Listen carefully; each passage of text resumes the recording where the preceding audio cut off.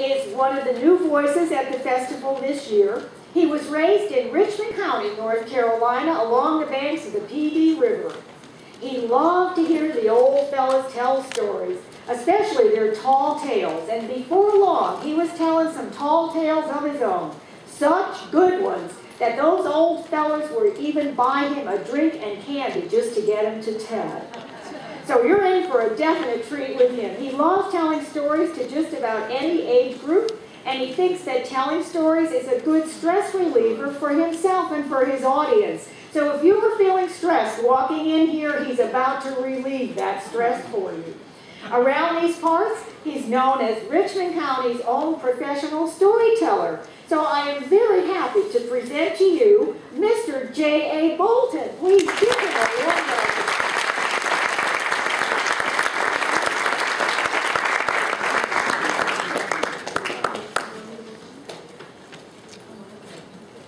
Good evening, ladies and gentlemen. Good evening. Welcome to the 5th Annual Storytelling Festival here in beautiful downtown Lombard. And I know y'all have heard some wonderful stories today. But just like the old baseball player says, it ain't over till it's over. So y'all just stick with me now. How many of y'all have ever owned a special pet? Raise your hand. Oh, that meant a lot to y'all, didn't it? That's what my story is going to be about today.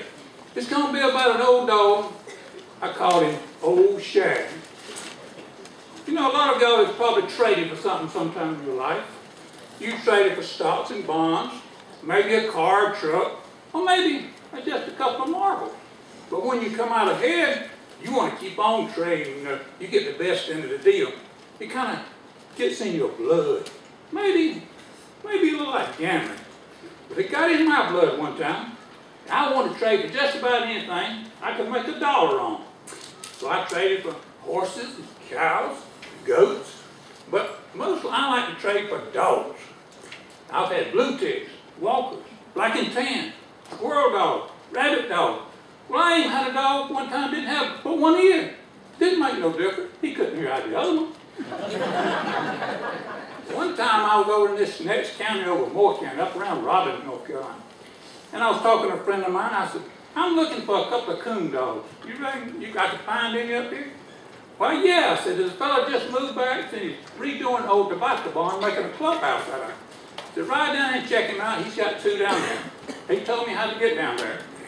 And I ride down there, and the fellow's knocking on the tobacco barn, fixing it up.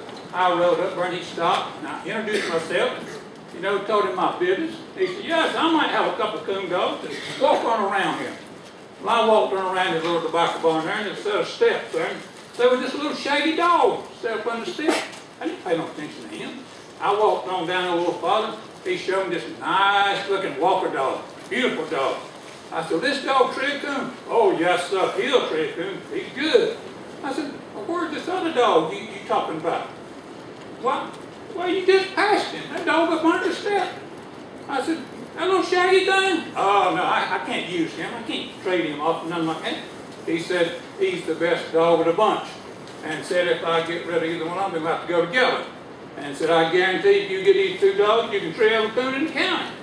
Well, me and him hoarded there a little bit. I ended up trading a shotgun for him. I brought him on home. And I said, well, I'm going to just call that dog Old Shag. I just turned him loose there in the yard.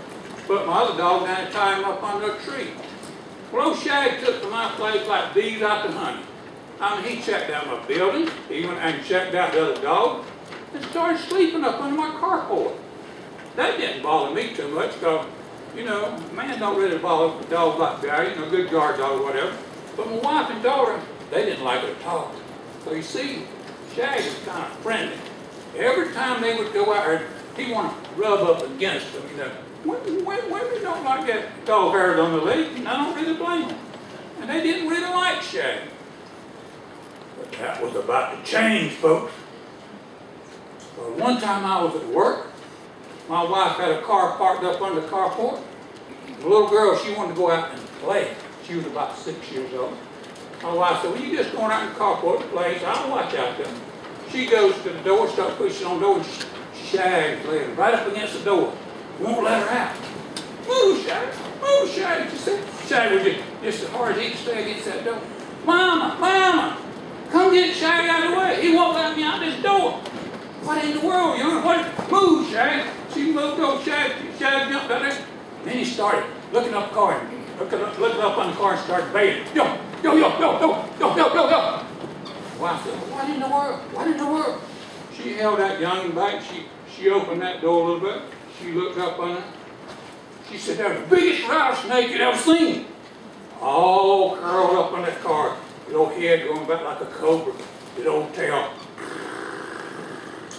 You see, if my daughter went out there, that snake would have bit her right on the leg. But from then on, Shag, he had set himself a home, buddy. My wife run that snake off with that .22 rifle she had. She took that rifle out there.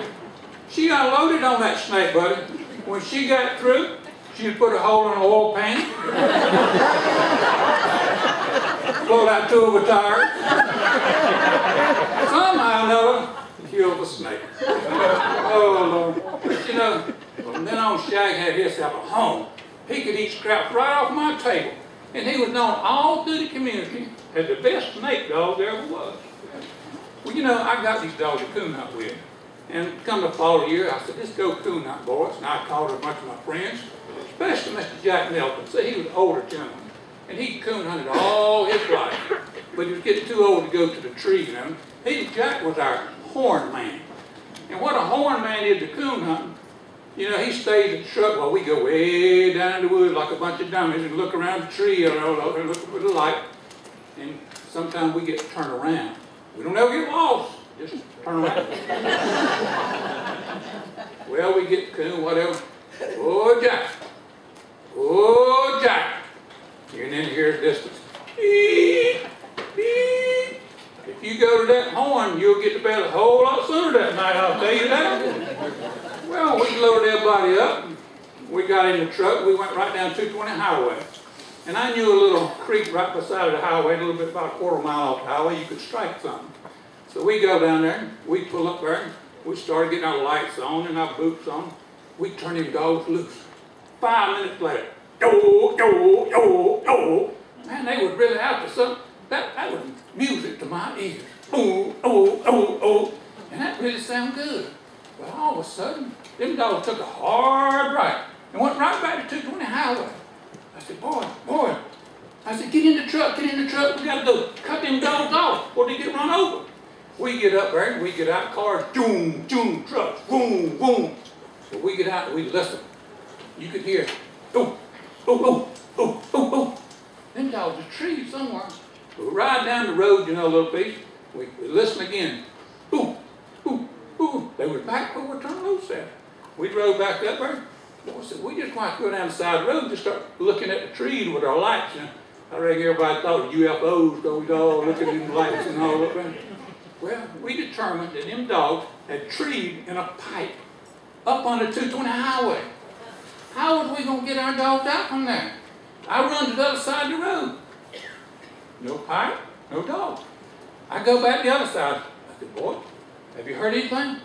No, but they still in there. I said, we heard a little growling that while ago.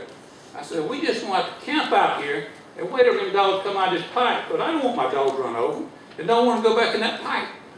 So we sat there a few minutes, and all of a sudden, yo, yo, yo, yo, yo. Them dogs was coming out of that pipe.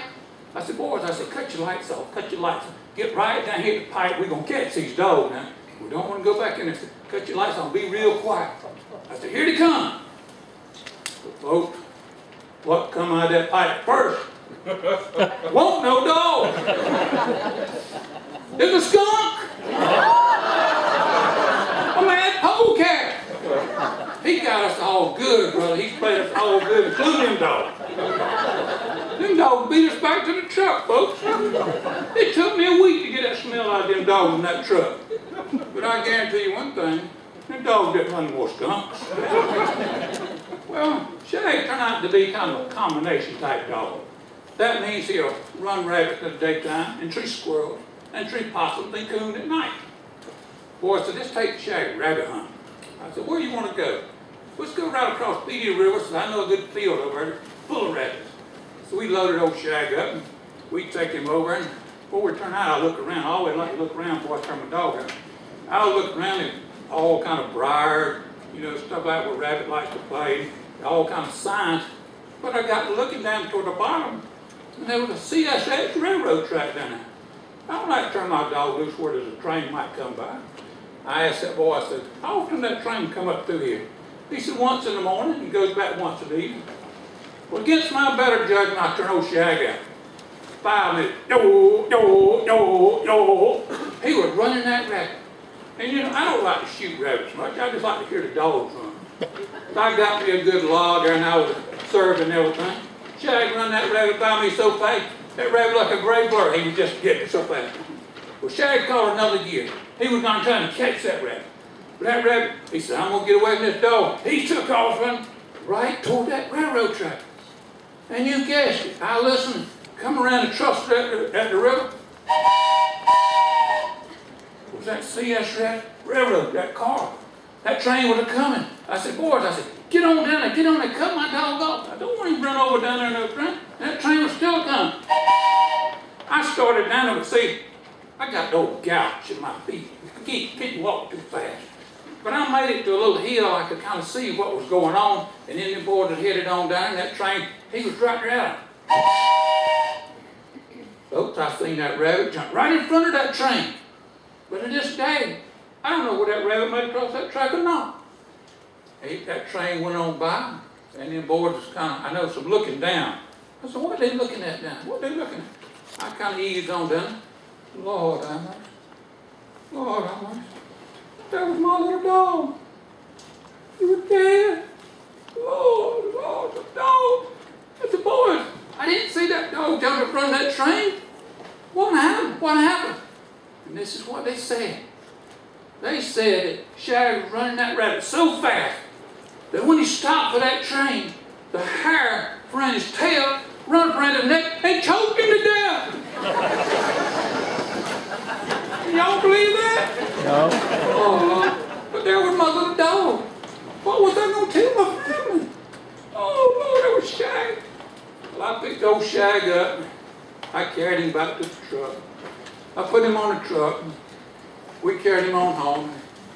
We dug Shag a nice little grave. We put some precious stones on top of it. That's been about 2 years ago. Me and the boys, we still go out to the store. We talk about hunting and fishing, stuff like that. See, Shag's name always brought up. I like to run and to roam and stuff like that. We see, Shag was my special dog. And you don't know, I don't know for sure, but if there's a dog heaven, Shag running that rabbit and treeing that coon. Goodbye, old pal. Thank you.